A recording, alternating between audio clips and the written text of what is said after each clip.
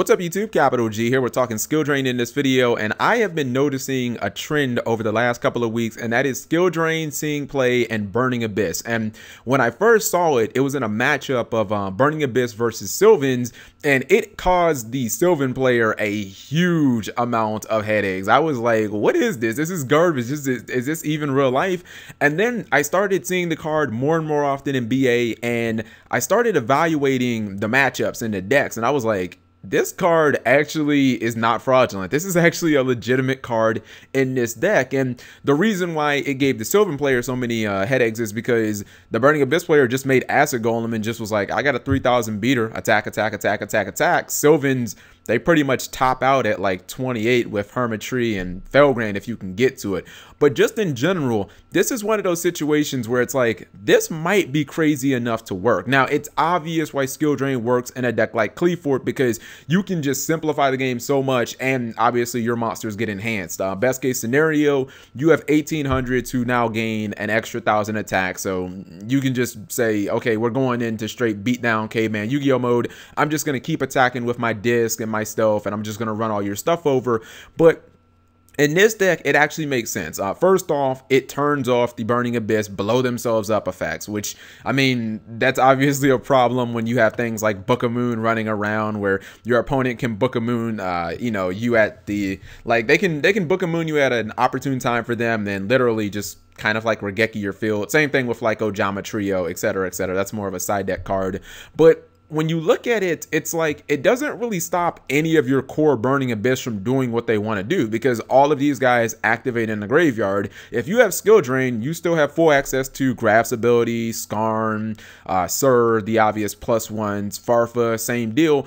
And I think the reason that this card was never viable in the deck before was obviously Tour Guide from the Underworld. This is the one card where there are huge conflicts with running this in skill drain. If you have skill drain obviously up face up on the board, then you can't use Tour Guide. But with Tour Guide now at 1, ideally you'd like to have it in your first hand. Obviously that there's no way of making that happen, but just in general, if you have skill drain out, you realize that you're going to be absolutely shutting down Necros and Sertelonites and Shaddolls. I mean, yeah, some Shaddolls activate in the graveyard, but I'm pretty sure most people want to be able to use like Dragon's flip effect and Squamata, Falco, all of those good flip effects using Constructed Dump, but mainly Necros and Sertelonites. Those are decks that literally will die if they cannot get to their monster effects. If they can't use the Deneb, the Altair, the Trevor, the Trishula, the Manju, Sanju, and you just have one card that essentially shuts them down. Now, a lot of the other cards, even cards that do have trigger effects in this deck, like Mathematician,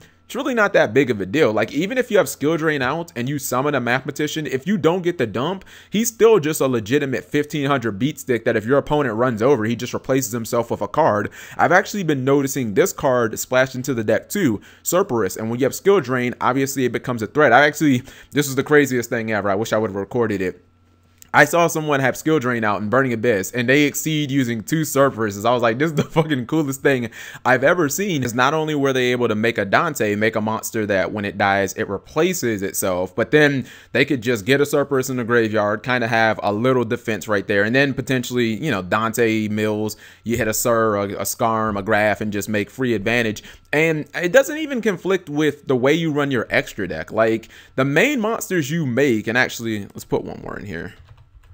Let's get Downer Magician in here. The main 4 monsters that you use out of the extra deck are Dante, Virgil, Acid Golem, and Downer Magician. So it's like, even if your opponent has, you know, a big beat stick, okay, well, just make Acid Golem and just run it over. If you just need defense, Dante still triggers. Dante can still mill under skill drain, and Virgil is a legitimate beater. You know, a lot of people say, well, how can you get over something like, you know, a Unicorn? You can't do it with a Dante. You could always just go on the Virgil, attack over it. You know, he has the chops to get the job done, and the off chance that your opponent happens to have something like a decisive armor, you're still gonna draw, and then you can still obviously set up for like a Sir play later where you just constantly cycle the Virgil over and over again. So this is one of those weird situations, kind of like I remember back in the day, there was a regional deck. I got 9th, and I was running Black Wings with double skill drain, where skill drain just doesn't really hurt Burning Abyss that much. And I think it's only starting to become like clear because the deck doesn't really rely on tour guide that much anymore. Once you use that tour guide,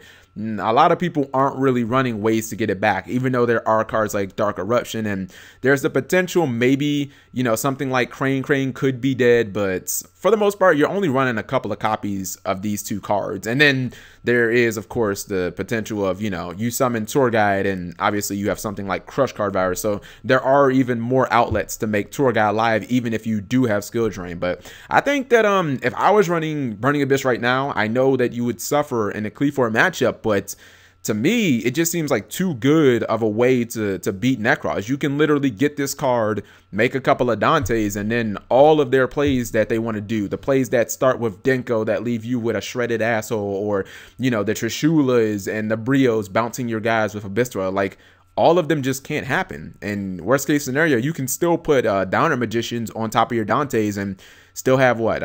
Is she 2100? Yeah, base 20. You can still have a 2100 beater with armor, knowing that if your Dantes die, you just like get cards back. So let me know what you guys think. This is like one of the weirdest things. It's an idea that is, it just might be crazy enough to work. And I think we're gonna actually start seeing it on like the regional and the YCS level. Subscribing makes life happy.